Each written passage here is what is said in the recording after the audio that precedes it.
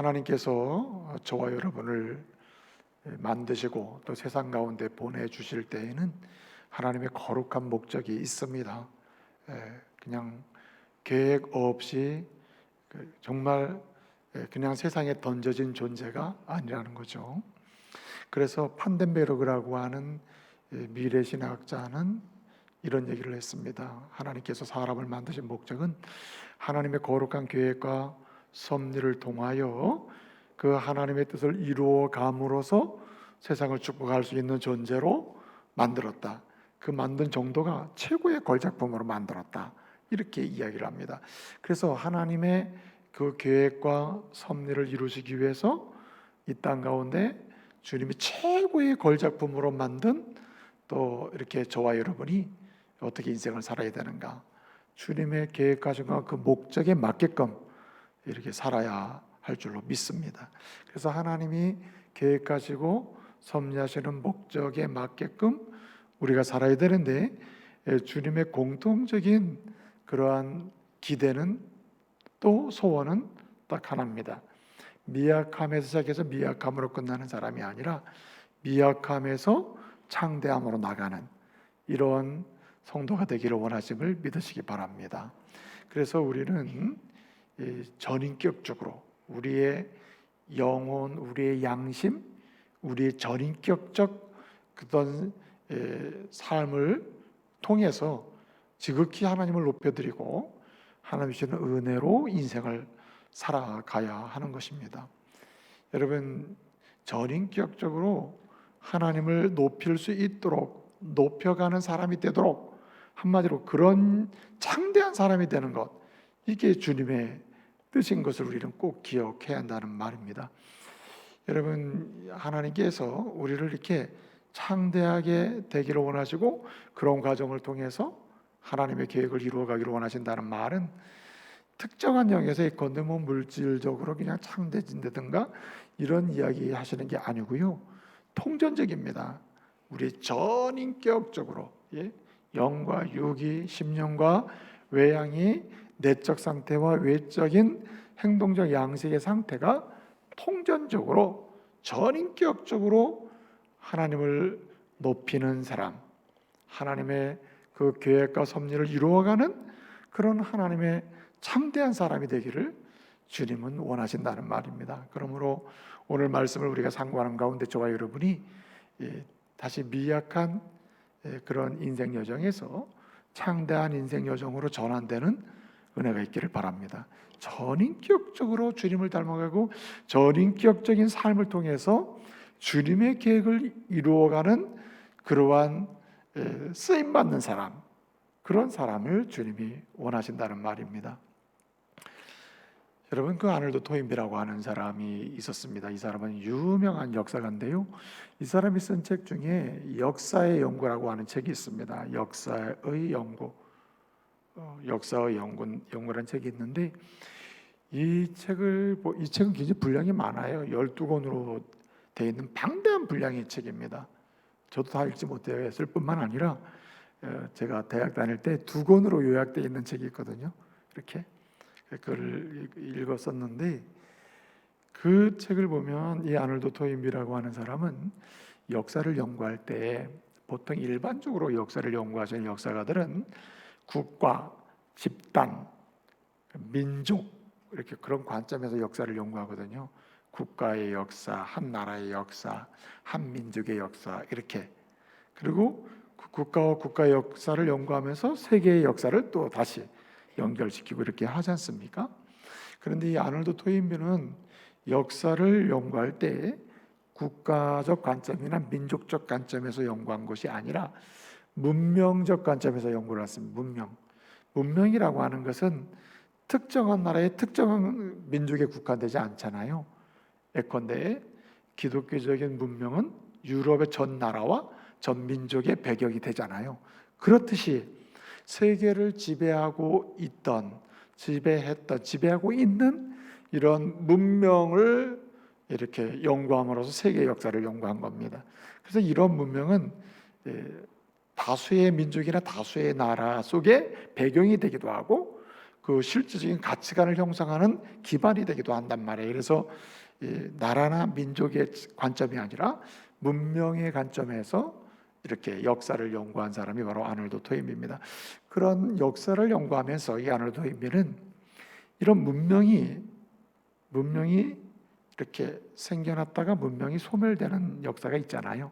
하나의 문명이 일어났다가 문명이 소멸되고 또 문명이 일어났다 소멸되는데, 이 문명이 세계에 존재하는 문명이 이렇게 어떤 주기적인 반복 과정을 통해서 일어났다 없어지고 일어났다 없어진다는 말이에요. 그래서 그런 연구를 통해서 문명이라고 하는 것은 일정한 단계를 거쳐서 주기적으로 반복하는구나, 이런 것을 이제 발견을 한 거예요. 그래서 아놀드 토인비는 문명이라는 것은 처음에 이제 발생이 되잖아요. 문명이 발생이 되면 이 문명이 성장을 하게 되면 일정한 시간에 문명이 지배적인 역사를 이루는 가운데 뭘 하냐면 그 다음에 어떻게 가느냐, 한마디로 얘기해서 이 문명이 쇠퇴 쪽으로 간다는 거예요. 쇠퇴. 그리고 쇠퇴 쪽에서 이 문명이 다시 해체가 됩니다. 그리고 또 해체될 뿐만 아니라 이것이 다시 소멸로 간다는 말이에요. 그래서 이 문명의 역사는 이 아놀드 토인비에 의하면은 문명이 발생되고 그 다음에 성장하고 그리고 또 뿐만 아니라 일정한 기간이 되면 쇠퇴하고 그리고 해체되고 또 소멸된다. 이런 일정한 문명의 주기적 반복의 단계를 발견을 한 거예요. 그러면 어떤 문명은 계속 가고 어떤 문명은 일찍 소멸하고 어떤 문명은 생겼다가 일정한 긴 시간 동안 영향을 미쳤다가 또 소멸되고 이런단 말이에요.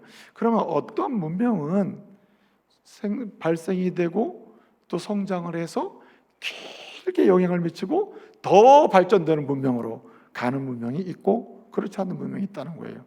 자, 그러면 그 이유는 무엇일까?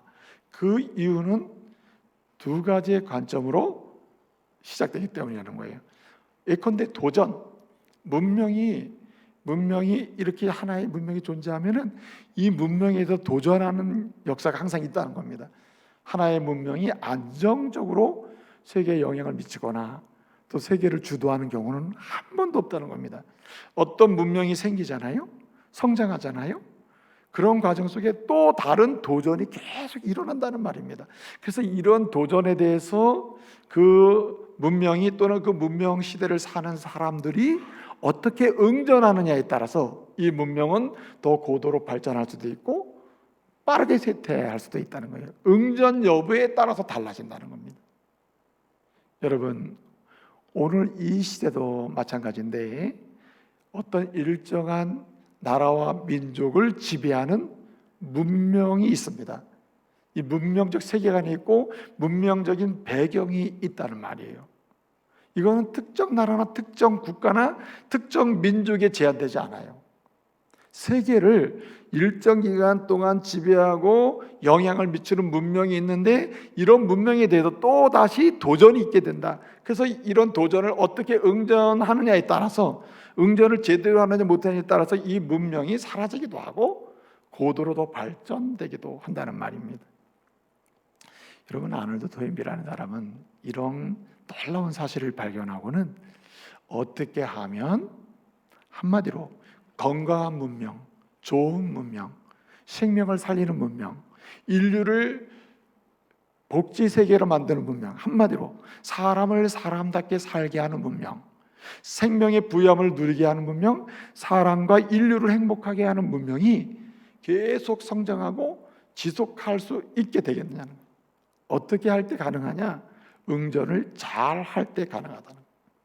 만약에 응전을 못하게 되면, 제대로 못하게 되면 즉각적으로 아무리 좋은 문화라도 문명이라도 소멸되고 쇠퇴해 갈 수밖에 없다는 말입니다.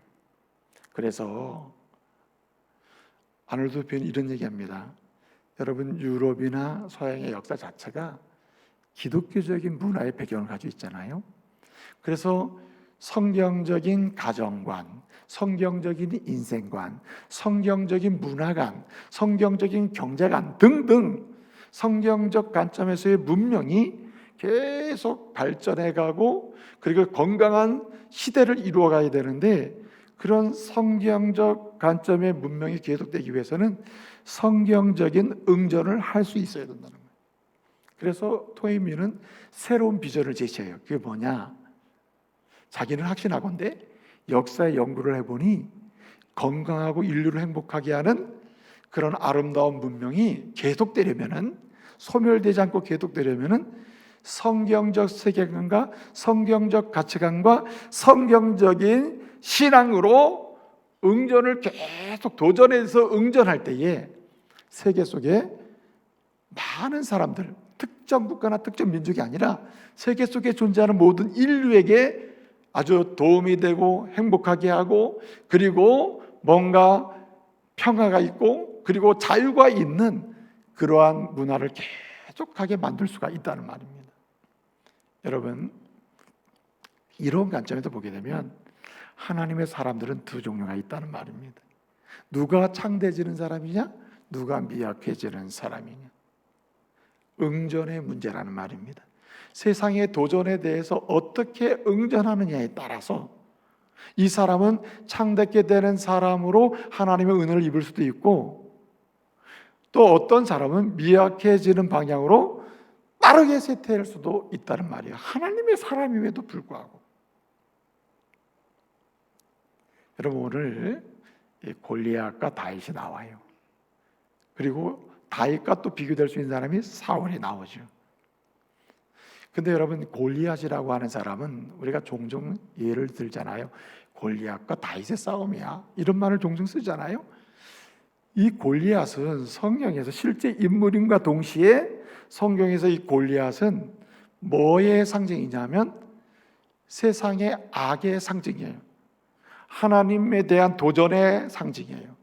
성경적 가치관에 대한 도전의 상징이 바로 골리앗입니다.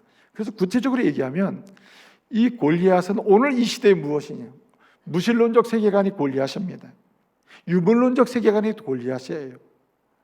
유물론적 세계관에 기초하고 무신론적인 하나님이 없다고 하는 세계관의 기초에서 이루어지고 있는 사회주의적인 체제나 그런 관점이 골리앗입니다. 무신론적 하나님이 없다 하고, 그리고 물질 중심적으로 세계를 해석하거나 세계를 보려고 하고, 이러한 세상의 제도나 시스템을 만들려고 하는 그런 세력을 상징하는 게 바로 골리앗입니다. 여러분, 18세기 계몽주의 시대에 생겨난 잘못되고 왜곡된 그 시대의 골리앗이 있었습니다. 그 골리앗은 뭐냐면 우리가 보통 디이즘이라고 하는 초자연신론이에요. 한마디로 하나님을 부정하는데, 하나님이 우주를 만들었다 치더라도 하나님은 우주를 만들어 놓고 사람을 만들어 놓고 방치해 놓고 계신다. 더 이상 간섭하지 않는다. 그러므로 사람이 중심이 돼서 그 일을 해나가야 된다는 거예요. 하나님의 계심을 인정하는 것처럼 보이지만은 하나님을 근본적으로 부정하는, 창조주요, 통치자요, 심판주요, 구속의 주님을 근본적으로 부정하는 그러한 시대적 그러한 골리앗 사상이 바로 디이즘, 초자연신론이었다는 거예요. 근데 여러분, 요즘에는 어떻습니까? 이런 무신론이나 물질 중심의 해석을 하는 유물론적인 세계관이나, 그리고 심지어는 이런 것에 기초한 또 다른 다양한 형태의 주제별 세계관이 오늘 골리앗 시대에서 우리를 공격해 오고 있다는 말입니다. 여러분, 사실은 요즘은요, 나라와 나라 사이, 민족과 민족 사이의 싸움처럼 보이지만 더 근본적인 싸움은 여러 나라들을 지금 지배해 들어오고 있는 무신론적이고 유물론적인 세계관이나 사상이 이 시대의 골리앗인 거예요. 이것이 무서운 것입니다. 여러분, 그 동구권 있잖아요. 이제 소련, 소비에트 연방, 소련 공산주의 그 체제가 무너지면서 동유럽이 무너지잖아요. 동유럽이 무너지는데 한마디로 공산주의, 막시즘이 무너진단 말이에요. 아, 막시즘이 이게 실제로 이루어질 수 없는 거구나. 이렇게 생각을 사람들이 했단 말이에요. 그 동구권에서 이런 공산주의가 몰락하는 것을 보면서 사람들은 더 이상 마르크시즘에 대한 희망을 안 갖게 된 겁니다. 그런데 여러분, 빌헬름 라이라고 하는 사상가가 있었는데, 이 사람이 이렇게 무너져가고 있는 몰락하는 공산주의나 사회주의, 유물론적 사회주의 또는 이러한 이 마르크시즘 이런 것을 변형을 시켜요. 이런 마르크시즘 플러스 한마디로 프로이드의 그런 정신 분석과 특별히 섹스 이데올로기, 섹스 사상을 합쳐가지고 성정치 이론을 개발합니다. 성정치. 이 시대의 정치는 어디에 집중되어야 되느냐? 사람을 근본적으로 억압하는 데서 풀어주는 게 정치다. 진정한 좋은 사회는 어떤 것이냐? 사람을 억압하는 데서 풀어줘서 자유를 주는 게 좋은 정치요, 좋은 제도다라고 주장을 한 거예요. 어찌 보면 맞잖아요. 그런데 그 근본 출발점을 어디서 봤냐면은 사람이 근본적으로 억압당하고 제재를 가하고 억눌리고 사는 근본적인 시작이 어디서 있느냐? 성에서 있다는 거예요. 성.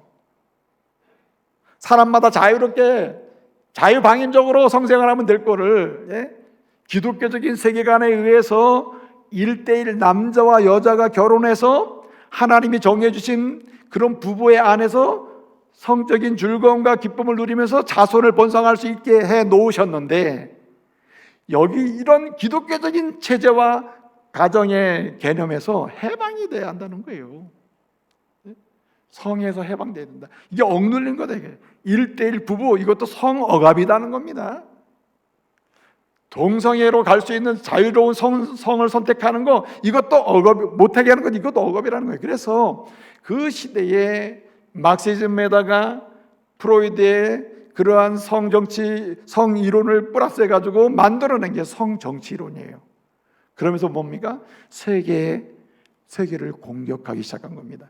이것을 네오마르크시즘이라고 그래요. 좀 어렵지만은 좀 들어보세요. 하여튼 신마르크시즘이라고 부릅니다. 이러한 공격이 전 세계를 집중하기 시작한 거예요. 이거는 얼핏 보면 민주주의와 상관이 없고, 예컨대 사회주의 체제와 상관이 없이 어느 체제든 상관없이 다 필요한, 다 이것을 수용해야 되는 이런 관점으로 이해가 되는 거죠. 따지지 않으면 그렇게 되는 것입니다.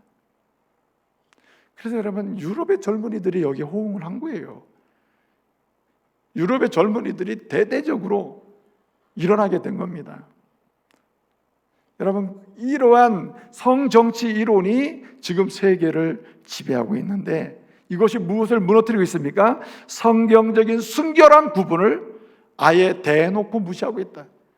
제가 지난주에 말씀을 드렸지만은 남녀의 성별 구분이, 이것이 그냥 남녀의 구분의 문제가 아니라 건강한 가정, 건강한 부부, 건강한 자녀, 건강한 다음 세대, 건강한 사회, 건강한 세계 열방을 만드는 데 근본에 속하는 것인데, 이것을 다 무너뜨려 놓는 것입니다.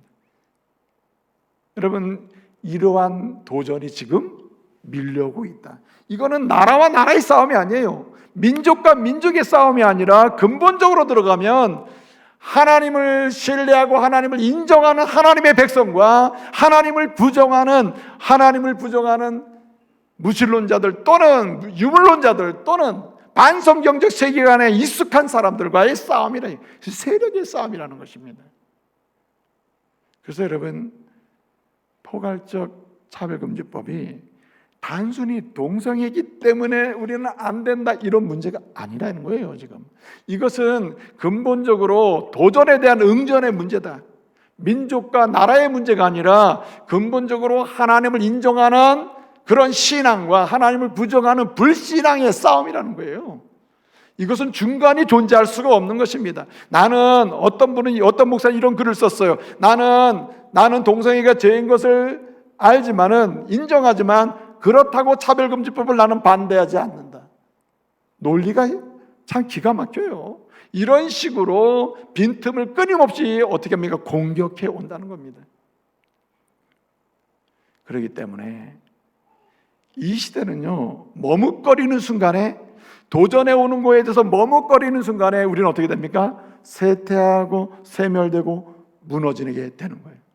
우리는 어떻게 됩니까? 이런 일상에서 골리앗이 공격해 올 때, 도전해 올 때 우리는 즉각적으로 응전할 수 있는 성도가 되어야 할 줄로 믿습니다. 머뭇거리면 안 된다는 거예요. 예? 침묵하고 있어서도 안 돼요. 우리는 어떻게 되느냐? 응전을 할 줄 알아야 한다는 말입니다. 여러분, 오늘 여기 골리앗 앞에 선 사울을 보십시오. 골리앗과 그 블레셋 앞에 선 이스라엘을 보십시오. 이들은 뭐하고 있습니까? 침묵하고 있습니다. 아니, 그런 거대한 골리앗의 도전에 대해서 우리는 응전할 수 있는 상황이 아니다. 이미 끝났다. 세계의 흐름은, 전쟁의 흐름은, 가나안의 흐름은 이미 블레셋으로 넘어가고 있다라고 하는 이런 상황에 빠진 거예요. 여러분, 오늘도요, 이렇게 하나님의 은혜를 알고 하나님 중심으로 세계를 바라보고 성경적 세계관으로 세상을 축복하려고 하고 하나님이 기뻐하시는 문명화의 역사를 이루고자 하는 하나님의 사람들에 대해서 공격해오는 무신론적이고 유물론적이고 반성경적인 악한 세력의 정신적인 운동이나 그 세력의 도전은요, 어떻습니까? 굉장히 거세게 밀려와서 사람들은 이런 마음을 갖게 해요. 이제는 반대이긴 반대해야 되지만, 동성애가 죄이긴 죄지만, 네?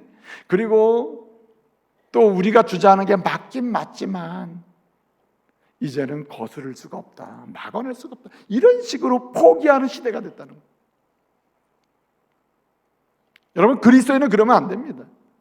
여러분, 오늘 다윗 한 사람으로 인해서 이게 역전되는 현상이 일어나요. 다윗 한 사람으로 인해서 대세가 이제 이미 넘어갔다, 반성경적 흐름으로 넘어갔다, 아니면 무신론적인 흐름으로 넘어갔다, 유물론적인 그런 신앙으로, 그런 사고로 넘어갔다고 하고 있을 때 누가 나타났습니까? 다윗이 나타났다.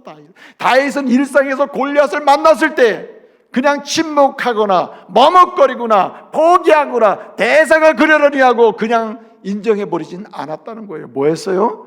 응전을 했다는 말입니다. 저는 아놀드 토인비라는 사람을 참 대단한 사람이라고 봐요. 왜 그러냐면 이 사람은 이 시대의 문명이 아름다운 문명, 행복하게 하는 문명, 가치 있는 문명, 모든 나라, 예컨대 이 나라 저 나라 특정 나라만 잘 사는 게 아니고 모든 나라가 연계하고 연합하고 함께하면서 세계 속에서 뭔가 함께 갈 수 있게 하는 이런 좋은 문명을 지켜낼 수 있고 만들어낼 수 있고 몰락하는 것을 방지할 수 있는 유일한 힘은 뭐냐? 토인비는 그렇게 얘기했습니다. 기독교밖에 없다. 한마디로 신앙밖에 없다는 거예요. 성경적 세계관밖에 없다는 거예요. 이 부분에 대해서 지금 아놀드 토인비가 굉장히 비판을 받아요. 역사적으로. 그건 신앙이 문제인 것 같아요. 지금도 마찬가지입니다. 어떠한 도전에 대해서도 우리가 굴하지 아니하고 그리고 머뭇거리지 아니하고 그리고 침묵으로 동의하지 아니하면서 이 하나님이 우리를 통해서 이루고자 하시는 신앙의 가치, 그리고 성경적 가치, 성경적 가치에 기반한 제도의 완성 또는 하나님이 기뻐하시는 아름다운 문화나 문명의 고도로 창대케 하는 이런 일에 우리가 어떻게 되느냐? 응전함으로 일을 해나가고 지켜나가고 그래서 세계를 축복하고 특정 나라만이 아니라 세계 열방이 함께 기쁨으로 행복하게 자유롭게 살아갈 수 있도록 만드는 일에 저희가 쓰임받아야 할 줄을 믿습니다. 뭐 하면서 해야 되느냐? 응전을 함으로 이 일이 가능하다는 거예요. 여러분, 어떻게 응전해야 됩니까? 이렇게 시도 때도 없이 말이죠. 무신론적이고 유물적이고 그리고 유물론적인 관점에서 기반한 이런 사회주의 그러한 사상과 그런 시스템을 가지고 막 밀어붙이고 공격하는 이런 때에 우리가 어떻게 해야 됩니까? 하나님의 사람들이. 방법은 딱 하나밖에 없어요. 절대적으로 살아계신 하나님을 믿고 의지하는 가운데 도전해야 할 줄로 믿습니다. 우리는 우리 힘으로는 안 돼요. 여러분, 사울이 하나님을 믿지 않고 하나님을 의지하지 않을 때 도전의 그 의지가 상실되죠. 도전하고자 하는 열망도 상실돼요. 열심도 잃어버리게 되잖아요. 온 이스라엘 사람들이 왜 골리앗 도전 앞에서 무너집니까? 왜 두려웠답니까? 오늘 말씀 보게 되면은요, 뭐라고 얘기합니까? 11절에 보게 되면 이 사람들이 두려워 떨었다. 보고 어떻게 따랐어요? 놀라가지고 크게 두려워했다 그랬습니다. 왜 그렇게 됩니까? 전능하신 하나님, 우리를 만드신 하나님, 우리와 동행하신 하나님, 우리 인생을 책임지신 하나님, 역사의 주관자 되신 그 하나님을 절대적으로 믿고 의지하지 않으니까 여러분 어떻습니까? 도전의 의지, 도전의 열망, 도전의 용기가 다 떨어지는 거죠. 잠언 28장 25절에 보면 이렇게 말씀하고 있습니다. 욕심이 많은 자는 욕심이 많으면 다툼을 일으킨다. 이게 무슨 얘기입니까? 쓸데없는 싸움만 일으켜서 스스로 정복당하고 마는 거예요. 사람이 모든 하는 일이나 모든 생각하는 사고나 모든 만들어내는 것을 보게 되면 본질적으로 들어가 보면 욕심 때문에 그래요. 자기가 뭔가 더 얻으려고 하는데 방향이 있단 말이에요. 그런데 뭐라 그랬습니까? 잠언 28장 25절에 뭐라고 얘기해요?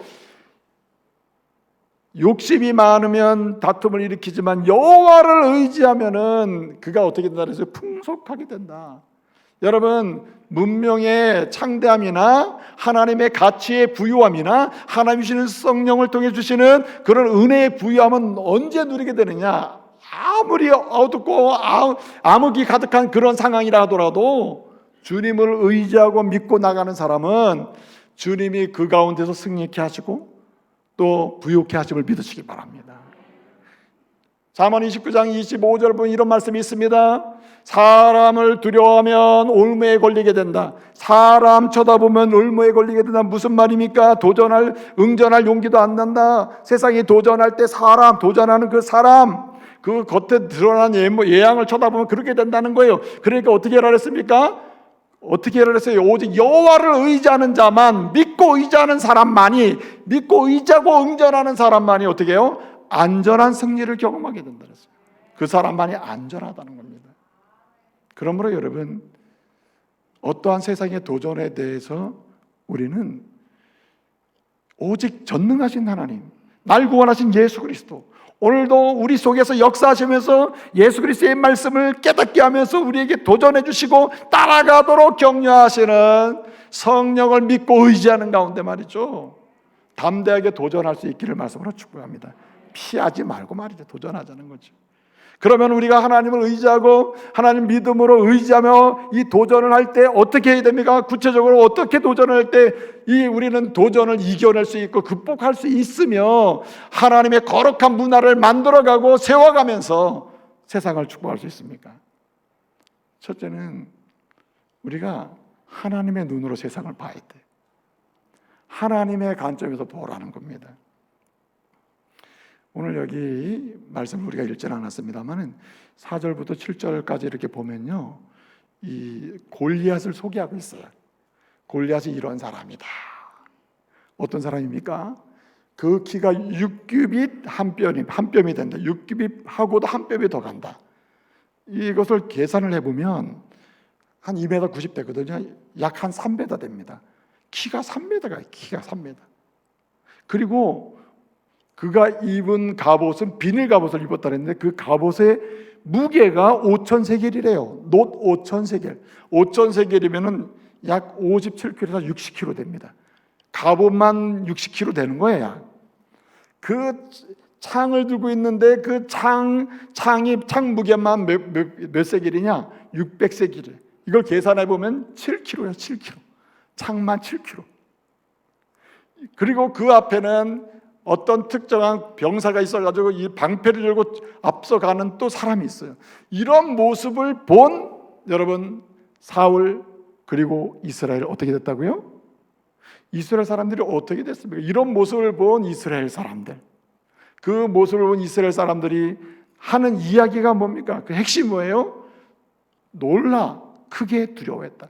여기 놀랬다는 말은 하타크라고 하는 말인데 이 말은 뭐냐면 여러분 그 여름에 기근이 들잖아요. 기근이 들면은 논밭이 물이 없어서 쫙쫙 갈라지죠. 갈라진 거 보셨죠? 물이 없어가지고 논이 막 바닥이 갈라지잖아요. 이렇게 바닥이 쫙쫙 갈라지는 상태를 하타크라고 해요.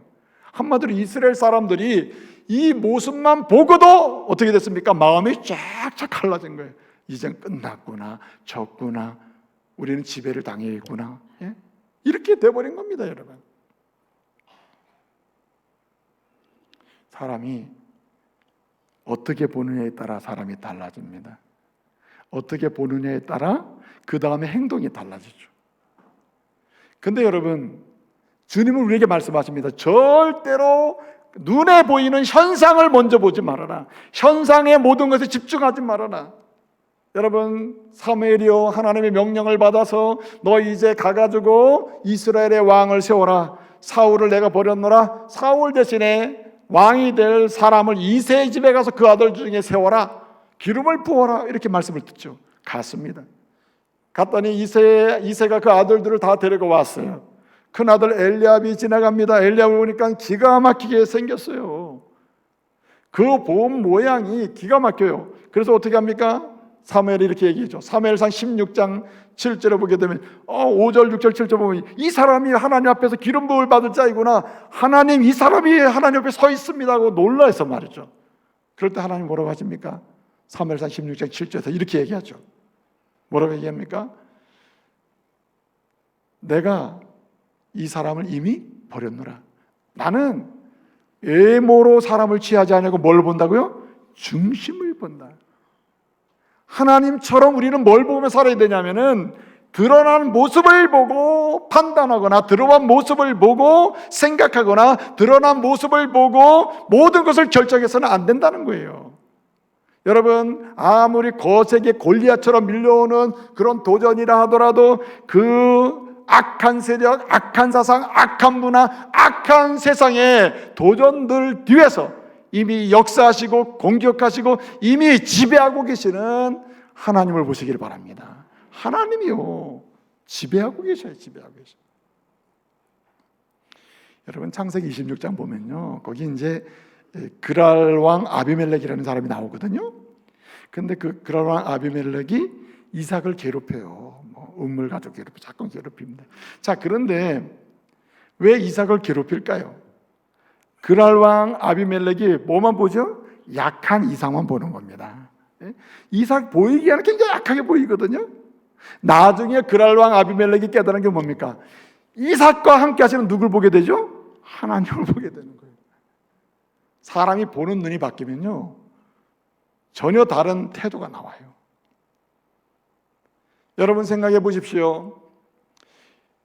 에스더 3장을 보게 되면요, 에스더를 통해서 하나님이 하신 말씀이 뭡니까? 여러분, 거기 하만이라는 사람이 나왔는데, 하만은 거기 아하스웨로 왕의 굉장히 위인자예요. 굉장히 힘 있는 자입니다. 권력 있는 자. 이 사람이 계획을 세워서 이스라엘 사람을 죽이려고 하죠. 하나님의 백성을 죽이려고 도전해 온단 말이에요. 장대를 세우고 도전해 와요. 골리앗처럼 밀려오는 것입니다. 이럴 때 여러분, 모르드게나 에스더가 어떻게 합니까? 이제 우리는 죽었구나. 그것을 보지 아니하고 그 뒤에 역사하시는 하나님을 본단 말이에요. 할렐루야. 그러니까 어떻게 됩니까? 역사는 바뀌게 되는 것입니다. 한 사람 에스더, 한 사람 모르드게로 인해서 여러분, 밀려오는 골리앗의 도전 앞에서도 다 망하는 것이 아니라 유다 사람 전체가 살아나는 역사의 반전이 일어나요. 문명의 반전이 일어난다는 거예요. 한 사람이 그만큼 중에 뭐 하는 사람? 뭐 하는 사람이요? 하나님의 눈으로 보는 사람이에요. 믿음의 눈으로 보는 사람이에요. 하나님이 어떻게 일하심을 보는 사람이에요. 그러니까 여러분, 드러난 모습만 보고 판단하거나 드러난 모습만 보고 좌절하거나 드러난 모습, 현재적 모습만 보고 현상적 모습만 보고 우리는 넘어져서는 안 된다는 거예요. 여러분, 또 한 가지 여기 말씀 보게 되면은 우리가 어떻게 응전을 해야 되느냐. 응전의 능력은 어디서 나오느냐? 일상의 성실함에서 나오는 거예요. 일상에 하나님이 주신 일, 하나님이 주신 영역, 하나님이 주신 직분, 하나님이 맡기신 사명을 일상에서 성실함으로 감당할 때, 일상에서 밀려오는 골리앗을 만날 때마다 그대로 응전할 수 있는 성실함의 능력이 있음을 믿으시기 바랍니다. 여러분, 오늘 말씀을 보게 되면요, 오늘 말씀에 이렇게 이야기합니다. 15절 34절을 보게 되면 15절에 이런 얘기가 있어요. 뭐라고 얘기하냐면은 내가 아버지의 양을 칠 때에 라고 했습니다. 다윗이요, 사울의 신하가 되어서 사울이 필요로 할 때는 사울한테 갔다가 또 집에 와서 베들레헴의 집에서 양을 치고 이렇게 했거든요. 그래서 그 말씀을 보게 되면 이제 사울과 왕래하며 그리고 베들레헴에서 아버지의 양을 뭐 할 때에 칠 때에라고 했습니다. 양을 친다는 말은 과거에 쳤는데 앞으로 치려고 하는데 이 말이 아니에요. 34절을 보게 되면 또 이렇게 얘기합니다. 다윗이 사울에게 왕이 이런 얘기를 해요. 내가 아버지의 양을 뭐 할 때에 지킬 때에라고 했어요. 이 말은 지켰을 때가 아니고 지키려고 하는데도 아니고 지금 지킬 때라는 말이에요. 현재적이라 현재적. 사랑하는 성도 여러분, 하나님은요 밀려오는 골리앗의 도전, 무신론 도전, 유물론 도전, 반성경적인 신앙의 도전, 그리고 반성경적인 문화의 도전 앞에서 누가 응전을 잘할 수 있느냐, 일상에서 하나님이 허락하신 일터나 하나님이 허락하신 사명이나 하나님이 허락하신 일들을 어떻게 해요? 소중하게 다루면서 하나님이 원하시는 대로 성실하게 계속 반응하는 사람이 골리앗의 도전 앞에서도 응전으로 반응할 수 있다는 거예요. 여러분, 평상시에 게으른 사람, 평상시에 응전하지 못한 사람이 어느 날 갑자기 대단한 응전의 용사로 나타날 수는 없습니다. 그럴 수가 없어요. 그래서 여러분, 하나님의 사람들은 일상의 작은 일을 소중하게 다뤄야 됩니다. 오늘 여기 말씀 보게 되면 이런 얘기를 합니다. 다윗은요 어떻게 했습니까? 다윗은 양을 칠 때, 양을 지킬 때에 예컨대 사자나 곰이 와가지고 물고 가려고 하면 그걸 지켰고, 또 막 양새끼를 물고 가면 따라가서 그것을 그 입에서 건져내기도 하고, 그리고 사자나 곰이 자기를 치려 가면 자기가 어떻게 했다 그랬죠? 그 사자와 곰을 쳐서 죽이기도 했다. 무슨 얘기하는 거죠? 자기는 하나님이 아버지를 통해서 나에게 맡겨진 양을 치는 일에 성실했다는 겁니다. 그러다가 보니까 성실하게 늘 응답하고 하다 보니까 지금 여기 전쟁터에 와 있는데, 전쟁터에 와 보니까 하나님의 양들이 여기 있어요. 하나님의 백성들이 여기 있습니다. 그리고 누구처럼 또 쓰임 받게 돼요? 목자처럼 지금 응답을 하고 있게 됐다는 말입니다. 지금 그러니까요, 가정에서 아버지나 어머니의 성실함, 또 남편의 아내의 성실함이 없는 자가 하나님의 교회에서 목사의 성실함 또는 뭡니까? 장로님의 성실함, 권사님의 성실함으로 하나님이 하시는 거룩한 일에 대해서 응답하며 갈 수 있느냐? 불가능한 거라는 거예요. 또 하나님께서 허락하신 그런 직분의 성실함이 없는데 세상 속에서 끊임없이 밀려오는 골리앗의 도전에 대해서, 그 큰 일에 대해서 대단한 도전을 할 수 있겠느냐? 피하죠. 그래서 여러분, 고난의 때, 박해의 때는요 아주 순결한 신앙의 사람만 소수가 남는다는 말이 그 말이에요. 왜냐?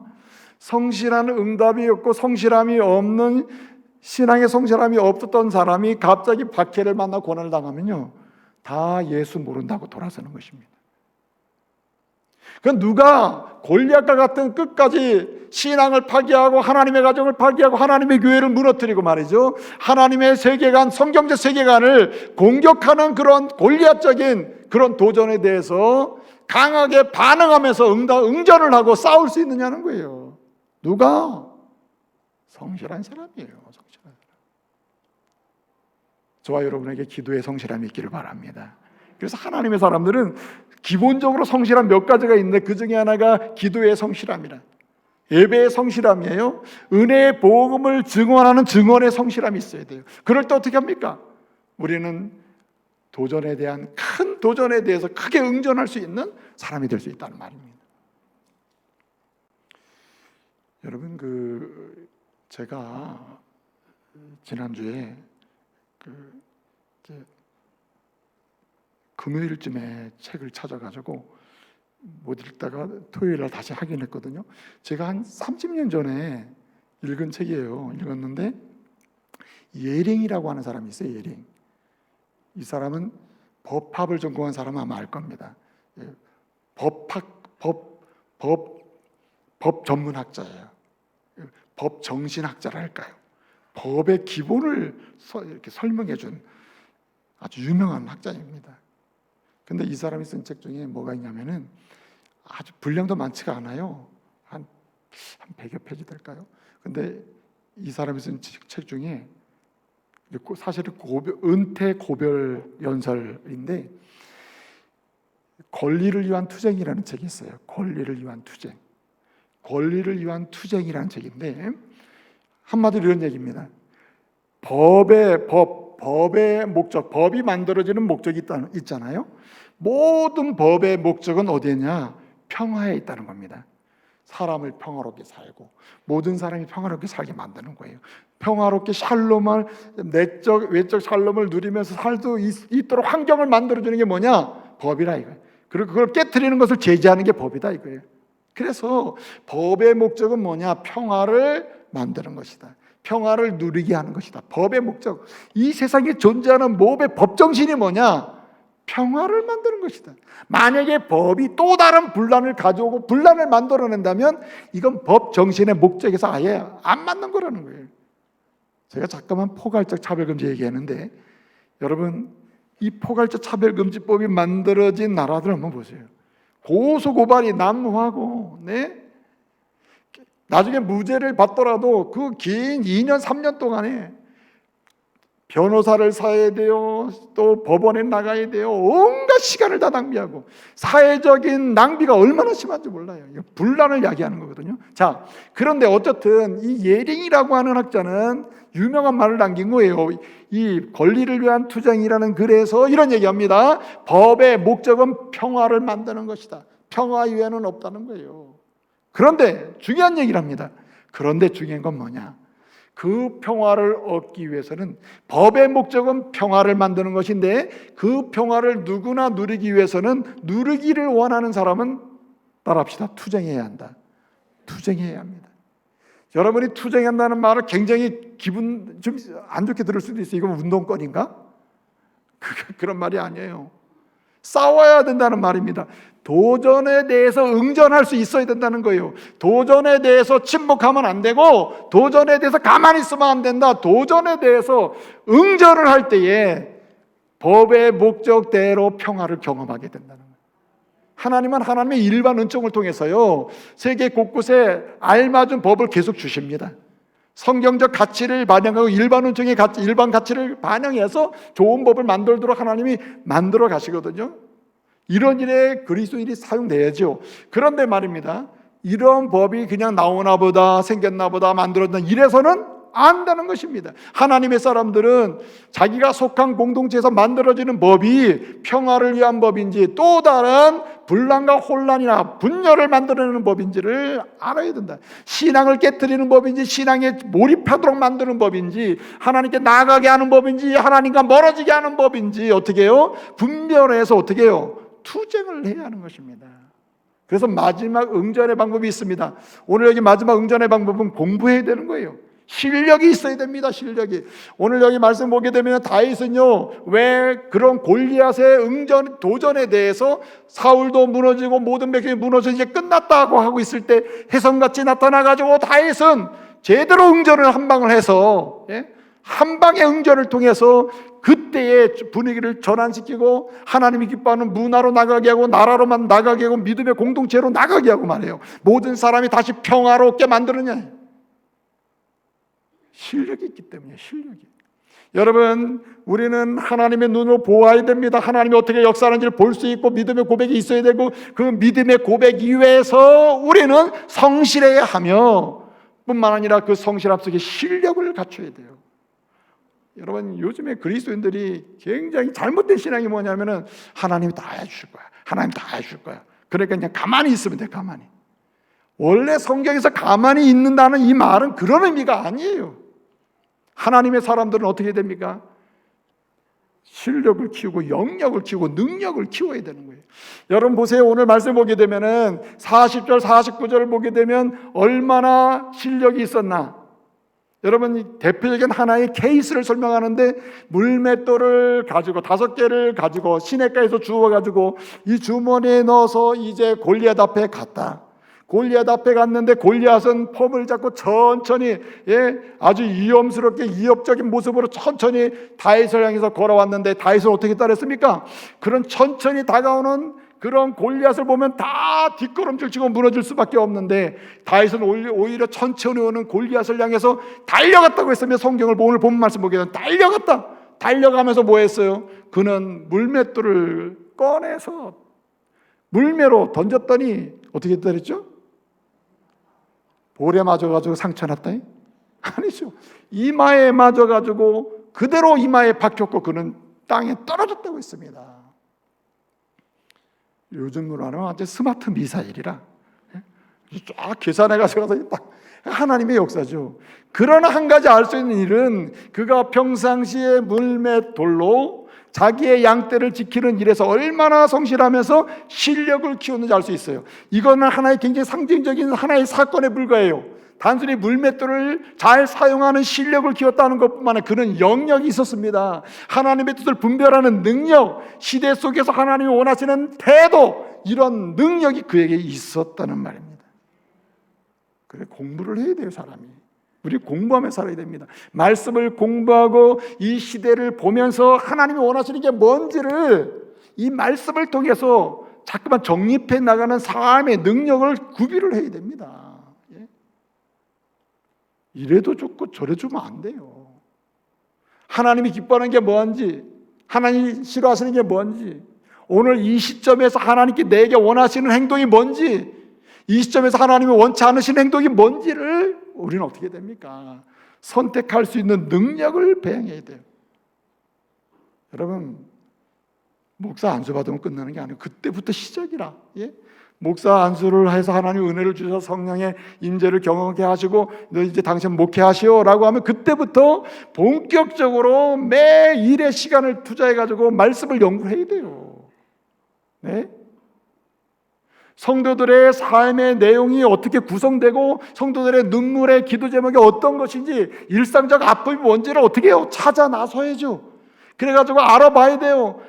보편적으로 이 원주 땅의 무실동에 또는 원주 땅에 살고 있는 우리 원주 중부교회 성도들의 공통적인 보편적인 아픔은 이런 것이구나 찾아야지. 그리고 능력을 배양해서 어떻게 해요? 하나님 어떻게 섬길지를 묻고 하나님 주신 지혜로 섬겨야 되는 거 아닙니까?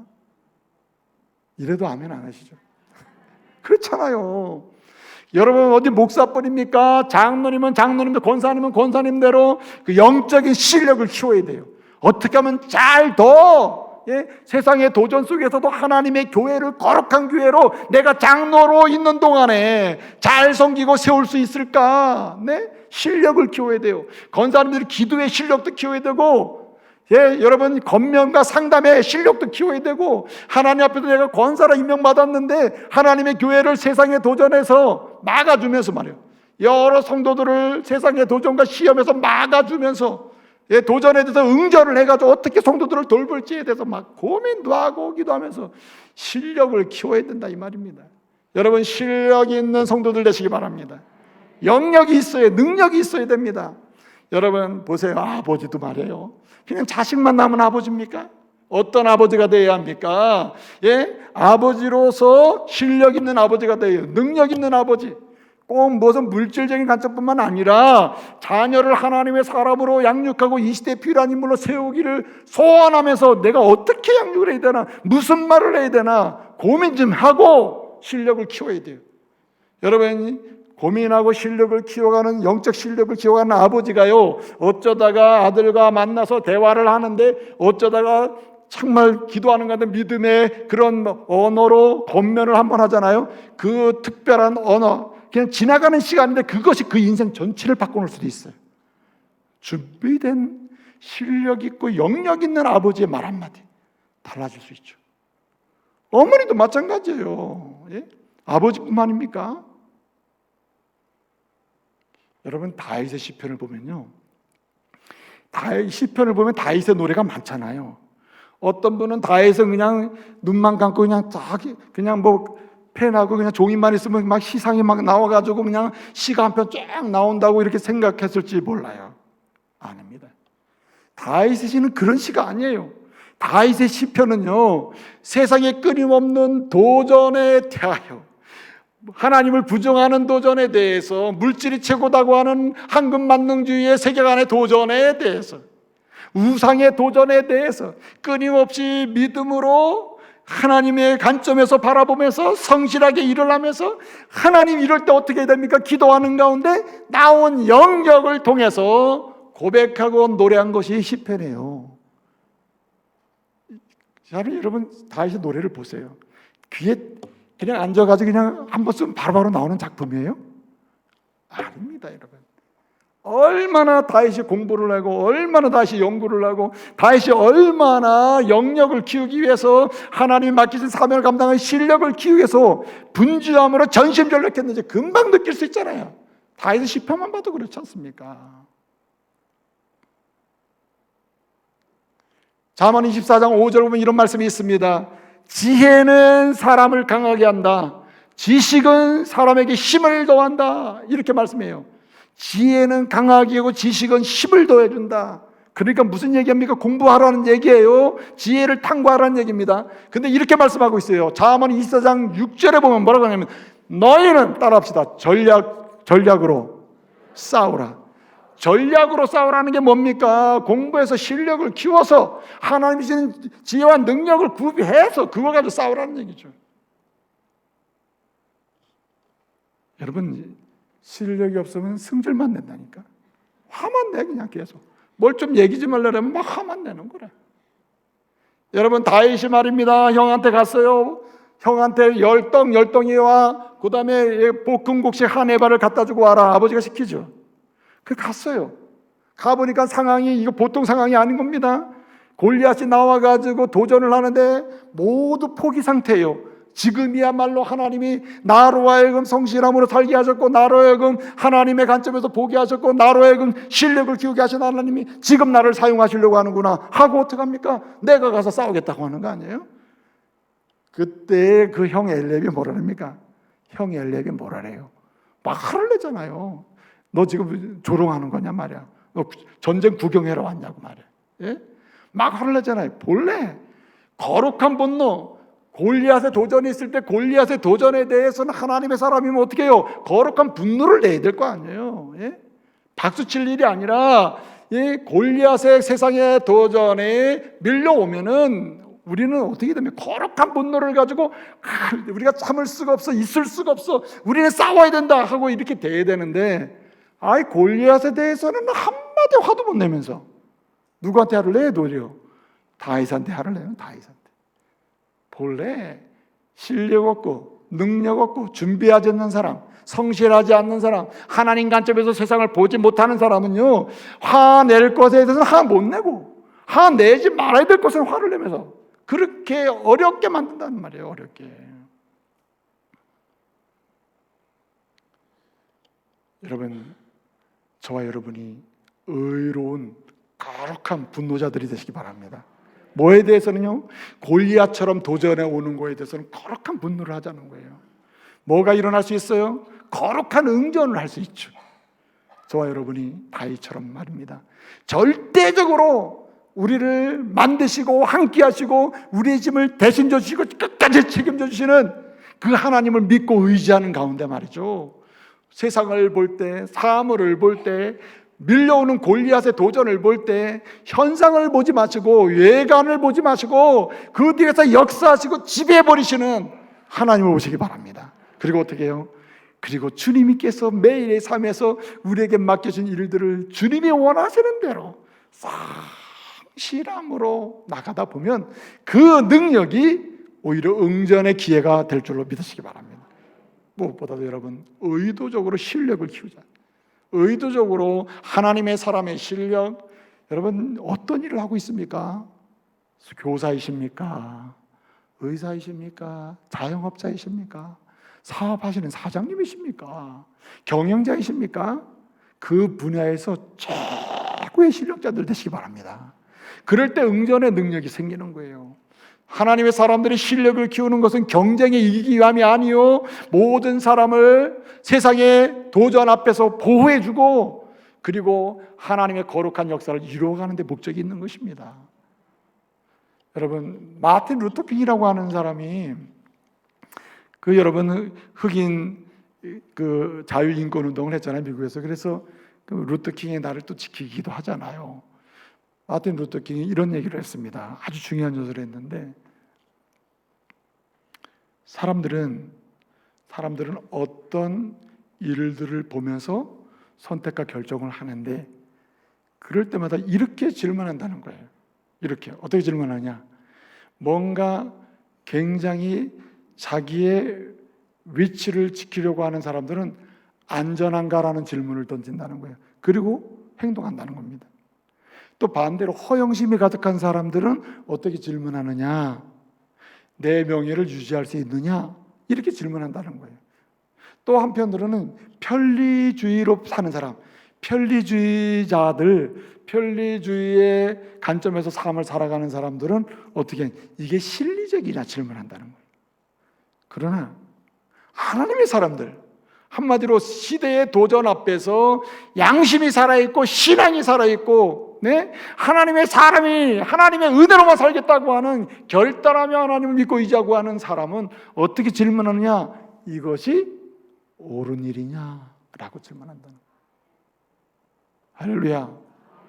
여러분, 이거를 하고 나면 내가 실리적으로 뭔가 남을까? 명예가 남을까? 아니면 내 이름이 안전할까? 내가 현상적으로 또 뭔가 손해보지 않을까? 이런 질문을 하는 사람은 신앙인이 아니고 양심이 회복된 사람이 아니에요. 도전해서 이길 만한 사람이 아니라 다윗 같은 사람이 아니다 이 말이죠. 일상에서 골리앗을 만날 때 응전으로 승리할 수 있는 사람이 아니란 말이에요. 어떻게 질문해야 됩니까? 우리는 하나님의 사람이요, 양심 있는 사람이요, 신앙의 사람으로서 여러분, 선택과 결정을 할 때마다 이것이 옳은 일이냐? 이것이 하나님이 기뻐하시는 일이냐? 이것이 하나님을 향한 도전을 향해서 응전해서 이길 수 있는 일이냐? 이렇게 질문하면서 응전하는 하나님의 사람들 되시기를 말씀으로 축복합니다. 기도하겠습니다. 은혜로우신 아버지 하나님, 감사 찬송 영광 돌려드립니다. 주님, 이 시대는 어두운 시대입니다. 참으로 나라와 민족을 뛰어넘어서 사상의 전쟁입니다. 아버지 하나님, 끊임없이 무신론적인 공격, 유물론적인 공격, 그리고 하나님 없는 문화의 공격이 물밀듯 골리앗처럼 밀려오고 있습니다. 주님, 이러한 때에 우리는 다윗처럼 응전함으로 우리 교회를, 우리 지역사회를, 우리 나라를, 그리고 우리 공동체를 하나님이 기뻐하시는 거룩한 문화의 공동체로, 거룩한 축복의 공동체로 세워가게 하여 주옵소서. 예수님의 이름으로 기도합니다. 아멘.